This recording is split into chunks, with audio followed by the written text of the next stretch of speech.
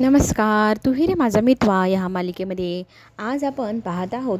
जेवणासाठी अर्णव बसलेला असतो. भरलेलं ताट पाहून तो म्हणतो, माझ्याकडनं एवढं संपणार नाही. त्यावेळेला जावयाला हट्टाने इथे ईश्वरीची आई सांगू लागते की तुम्हाला सगळं ताट संपवायचं आहे, ते खाल्ल्याशिवाय तुम्ही उठायचं नाही. मग तो ज्यावेळेला सुरुवात करणार त्याच्या अगोदरच तिथे नम्रता एक गोष्ट त्यांना सांगू लागते. तुमचं लग्न झालं तर घाई गडबडीत झालं, काही विधी बाकी राहून गेले. आज माझी इच्छा आहे की तुम्ही एकमेकांना पहिला घास भरवावा. आता ही गोष्ट अर्णवला मान्य असते, पण ईश्वरी ह्या गोष्टीच्या विरोधात असते, असं काही करायला नको म्हणून. पण ती आईला विचारते, आई असं असतं की नाही. मग आईही त्यावेळेला ईश्वरीला सांगत असते, हो बाळा, अशाही काही प्रथा असतात ज्या गोष्टींमुळे नवरा बायको एकमेकांच्या जास्त जवळ येतात, प्रेमात पडतात. त्यांच्या संसारासाठी हे असले काही चेष्टा मस्करीच्या गोष्टी असतात ज्याने वातावरण जरा हलकं होतं, हसरं होतं. म्हणून या सगळ्या गोष्टी केल्याने नवरा बायकोत प्रेम पण वाढतं. संसारासाठी ह्या गोष्टी महत्त्वाच्या असतात. या गोष्टीला जय आत्याही विरोध करते, काय गरज आहे. मलाही वाटतं काही गरज नाही. जबरदस्तीने झालेल्या लग्नात या सगळ्या गोष्टी काय गरजेच्या. त्यावेळेला नम्रता शांत बसते, पण तिची आई तिला त्यांना सांगू लागते, ताई ह्या गोष्टी जरा महत्त्वाच्या असतात म्हणून मी सांगते, काही हरकत नाही. नम्रताची इच्छा आहे ना, ते तिच्या इच्छेखातर तरी तुम्ही हा एक घास एकमेकांना भरवावा, असं म्हणत मग दोघंजण एकमेकांकडे पाहू लागतात. ईश्वरी मात्र ह्या गोष्टीला नकार देत असते. पण अर्णव स्वतःच्या हाताने एक घास ते उचलतो आणि तिच्या तोंडात भरवण्यासाठी पुढे हात करतो. त्यावेळेला ती, मी नाही करणार आई, हे असं काही मला मान्य नाही, असं म्हणू लागते. आणि ती, आई सांग यांना, मला जबरदस्ती अजिबात आवडत नाही, असं म्हणण्यासाठी आई हा शब्द उच्चारण्यासाठी ती तोंड उघडते. त्याच वेळेला तो तिच्या तोंडामध्ये घास भरवून टाकतो आणि घास भरवल्यानंतर सगळेजण हसू लागतात. ईश्वरीची इच्छा नसतानाही तिच्या तोंडात घास अर्णवने भरवलेला असतो आणि नम्रता मग हसू लागते.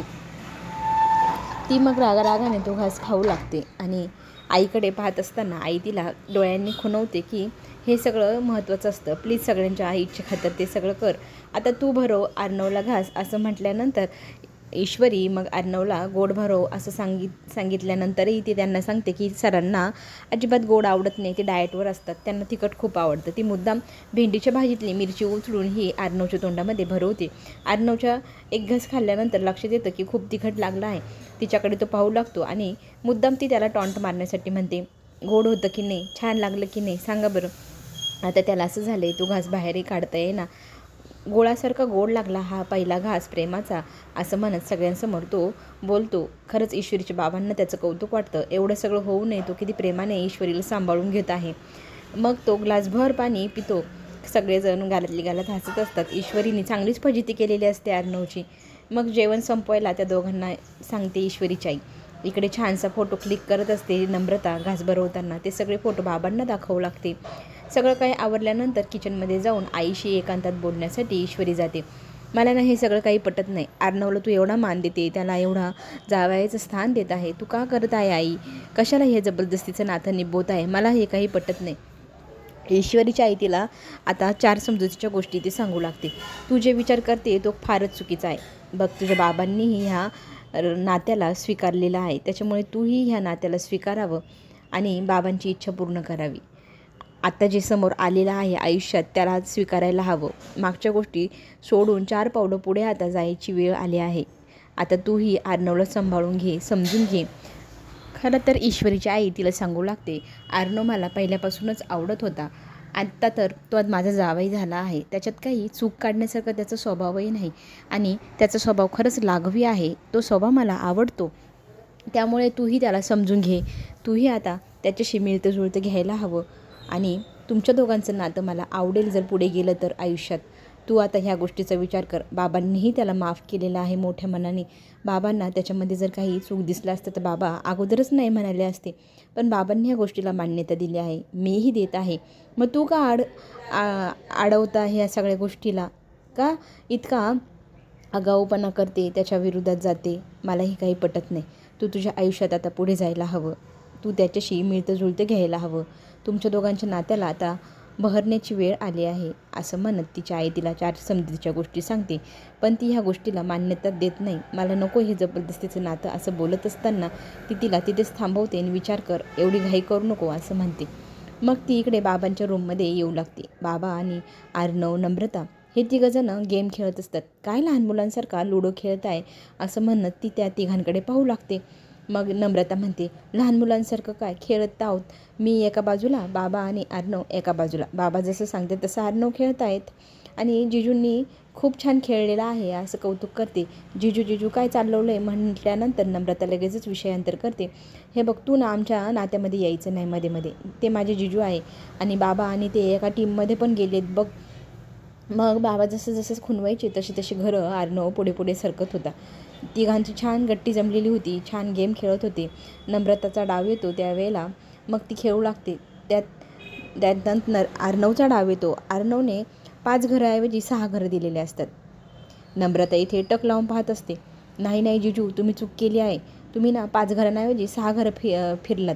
मला हे मान्य नाही. तुम्ही चिटिंग केली असं म्हणून जोरजोरात तिचा कांगावा सुरू होतो. आता इकडे बाबांना जज बनवत अर्णव म्हणतो, मी अजिबात चूक काही केलेली नाही. जर मी चूक केली असेल तर काकांनी पाहिलं असेल. काका ह्या गोष्टीचे साक्षीदार आहेत. मग तो काकांना विचारू लागतो, काका तुम्ही माझ्या बाजूने किंवा हिच्या बाजूने उत्तर देऊ नका. मी जर चिटिंग केली असेल तर 1 वरती डोळे हे करा, नसेल केली तर 2 वरती डोळे तुम्ही बंद करा. तो काकांना विचारू लागतो, माझ्या आयुष्यात मी काही चूक केली आहे का, तुम्हाला असं वाटतं? एक बोट दाखवतो, हो. त्या बोटाला बाबा काहीच रिॲक्शन देत नाही. दुसरं बोट दाखवतो, नाही, मी काही चूक केलेली नाही. त्यावरती बाबांनी डोळे झपकवले. हे पाहिल्यानंतर तर ईश्वरीला धक्काच बसतो. खरंच बाबा किती विश्वास ठेवायला लागले अर्णववरती. इकडे नम्रता ते बोलून दाखवते, म्हणजे आता बाबांनी सांगितले तर तुमच्या बाजूने बाबा गेलेत. आमच्या दोघी बहिणींकडे कोण लक्ष देणार? आमचे बाबा तुमचे झाले. आता काय बाबा तुमच्या विरोधात जायलाच नको असं म्हणत चेष्टा मस्करी करू लागते. इकडे मात्र ईश्वरी विचारात पडलेली असते. खरंच बाबा ह्या अर्णववरती एवढा विश्वास ठेवत आहे म्हणजे माझं काही चुकते का? मी विचार करायला हवा का? असं ती विचार करायला आता भाग पडते. इकडे घरी जायची वेळ होते आणि नवीन जोडप्याचं औक्षण करून इथे येशूची आई दोघांना छान प्रकारे ओवाळत असते. टिक्का लावते, मानपान करू लागते. दोघांचाही चांगला सन्मान ती तिथे करत असते. सगळेजण कौतुकाने त्यांना पाहत असतात. वस्त्र श्रीफळ देऊन जावयाचं स्वागत केलं जातं. खूप छान प्रकारे अर्णवचे इथे लाड केले जात असतात. येशूचेही काही कमी लाड नाही. येशूचेही मानापानाने ओटी भरली जाते. तिलाही औक्षण केलं जातं. तिची आई तिला एक बाबांच्या आणि माझ्यातर्फे एक स्पेशल गिफ्ट आहे असं म्हणत ती गिफ्ट हातावरती देऊ लागते. हे गिफ्ट ना बाबांकडनं आहे आणि ते फार स्पेशल आहे. तू घरी गेले की खोलून बघ असं सांगत तिची आई ते गिफ्ट तिला देऊ करते. आणि मग दोघंही त्यांचे सगळ्यांचे आशीर्वाद घेऊ लागतात. बाबाही खूप छान आशीर्वाद देतात. डोळे बंद करून खूप आनंद व्यक्त करतात. ईश्वरी इमोशनल होऊन जाते.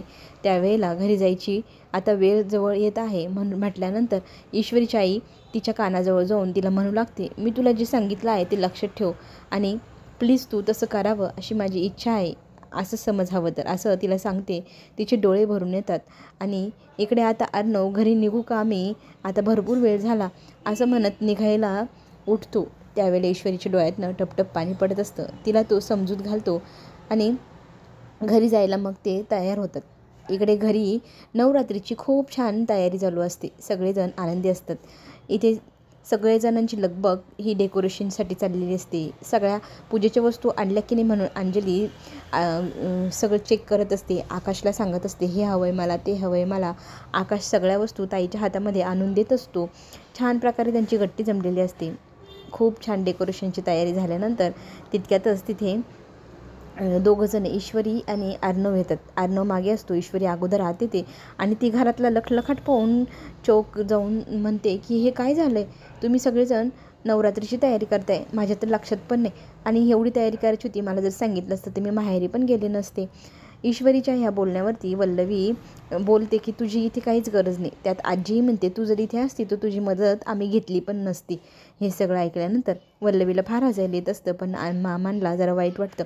इथे आजी सांगत असते की तुझी मदत आणि 9 दिवस इथे तुझी लुडबुड मला अजिबात सहन होणार नाही. ह्या सगळ्या गोष्टींपासून 4 हात लांब राहायचं. फक्त भक्त म्हणून तू इथे आरतीला उभी राहू शकते, बाकी तुझं इथं काहीही काम नाही. अशा शब्दात आजी इथे ईश्वरीला डाफरते. त्याच वेळेला अर्णव घरात येतो. त्याला काहीच माहीत नसतं. घरात आल्यानंतर सगळ्यांचे चेहरे इमोशनल झालेले दिसतात, फार सिरियस असतात. वल्लवीला मग तो विचारू लागतो, मामी काही झाले का? मामी मग सांगू लागते, जेव्हापासून तुमचं लग्न झाले तेव्हापासून या घरातलं वातावरण सिरियसच झाले. नको असणारी न आवडतीची सून तुम्ही आम्हाला डोक्यावर आणून बसवली. आता काय विचार करताय? खरं तर तुझ्या बायकोला सांगून ठेव, इथून पुढे नवरात्र होईपर्यंत कुठल्याही वस्तूला हात लावायचा नाही, कशालाही स्पर्श करायचं नाही. तिने केलेला स्पर्श आम्हाला आवडणार नाही. नवरात्रात आम्हाला घरात शांतता हवी आहे, त्यामुळे हिला ह्या सगळ्या गोष्टींपासून 4 हात लांब राहायचं असं सांगून ठेव. आणि या गोष्टीला अंजली मात्र आता नकार देते. खरं तर आजी, आपल्या घराची परंपरा आहे ना घरच्या सुनेनी सगळं काही करायचं, मग तू तिला नकार का देत आहे? इतके दिवस मी सगळं केलं ना, आता इथं तू मान घ्यावा ईश्वरीला, असं अंजली सांगू लागते. त्यावेळेला वल्लवी तिला म्हणते, तू आजी इथे असताना स्वतःच निर्णय घेऊन अंजली कसं काय सांगते ईश्वरीला ह्या घरातली आता पूजेची सगळी जबाबदारी तू घे, आई ठरवतील कोणाला जबाबदारी द्यायची किंवा कोणाला नाही. ही गोष्ट ऐकल्यानंतर अंजली ही मामीला म्हणत असते, माझ्या आईची परंपरा होती की देवीचा मळवट ह्या घरच्या सुनेने भरावा. त्याच्यानंतर आई गेली, मग मी हे सगळं करू लागले. पण आता घरची सून आली आहे, मग तिने का करू नये हे सगळं? तिच्या प्रश्नावरती ती आजी बोलू लागते की माझ्या मुलीला माहिती नव्हतं ना माझ्या नातवाचं लग्न या अशा परिस्थितीत होणार आहे. माझा नातू या असली सून आणणार आहे आणि माझ्या मुलीच्या वतीने मी सांगते, मला ही सून मान्य नाही आणि ह्या सुनेने काही देवाचं धर्माचं केलेलं मला चालणार नाही. आता इथे अरविंदही ईश्वरीच्या बाजूने स्वर लावत म्हणू लागतो की ताईची जी परंपरा होती घरच्या सुनेच्या हातून सगळं करण्याची, ती जर परंपरा राहणार नसेल तर काय उपयोग ह्या नवरात्रीचा, घटस्थापनेचा आणि तुमच्या ह्या सगळ्या देवपूजेचा? घरातली स्वामिनीची जी पूजा असते ती जर घरच्या सुनेने करायची नाही तर मग हे सगळं करण्यात काय अर्थ आहे? काय आली ही परंपरा? सात्विकाताईला बरं वाटेल? तिच्या आत्म्याला शांतता मिळेल का? असं म्हटल्यानंतर ईश्वरी लगेचच म्हणते, मला कुठलाही मानपान नको आणि मला आजींच्या विरोधात अजिबात जायचं नाही. आजीची इच्छा नसेल तर मी कुठलाच मान घेणार नाही.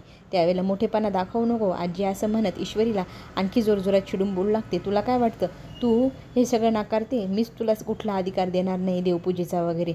असं म्हटल्यानंतर इथे आता अर्णव त्याच्या आईच्या बाजूने बोलत म्हणतो, माझ्या आईला जर हे सगळं केल्याने आनंद मिळणार असेल आणि माझ्या बायकोने सून म्हणून नाही तर आईची इच्छा पूर्ण करण्यासाठी घराची सून म्हणून सगळं करणं गरजेचं असेल तर ती हे सगळं करेल. आजीसमोर आता अर्णवचं ऐकण्याशिवाय काहीच पर्याय उरलेला नसतो. आता अर्णव काय निर्णय घेतो आहे त्या सगळ्या गोष्टीवरती आजी सहमत असणार. इथे वल्लवी तिचे कान भरण्यासाठी पुढे जाते. बघा, तुमच्या हातून हे सगळं काही निष्ठच चाललं आहे. असं देवाच्या भरोश्यावर राहू नका. तुम्हाला गुरुजींनी काय सांगितले आठवतं ना? ही मुलगी जर आपल्या अर्णवच्या आयुष्यात राहिली तर त्याचं आयुष्य बरबाद होईल, तेव्हा तुम्ही जागे व्हा. चला तर मग पुढे काय होणार पाहण्यासाठी चॅनलला नक्की सबस्क्राईब करा, लाईक करा. पुन्हा भेटू.